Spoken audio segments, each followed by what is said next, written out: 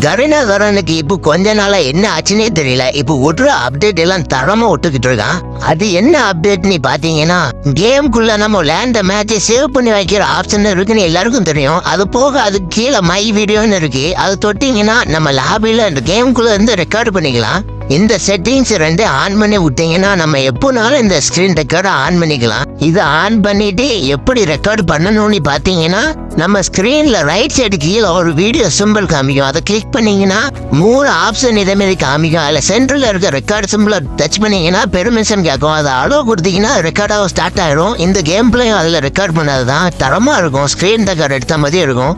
அது போக கில்டுக்குள்ள கில்டு க்ளோவால்னு ஒன்று விட்டுருக்கான். இந்த க்ளோவால் எப்படி கிளைம் பண்ணணும்னு பார்த்தீங்கன்னா 50 டைமண்ட் கொடுத்தா 3 நாளைக்கு இந்த க்ளோவால் தருவான். கில்டில் இருக்க யாராவது ஒருத்தர் 50 டைமண்ட் கொடுத்து அந்த க்ளோவாலை வாங்கினா போதும். கில்டில் இருக்க எல்லாருமே இந்த க்ளோவாலை கிளைம் பண்ணிக்கலாம்.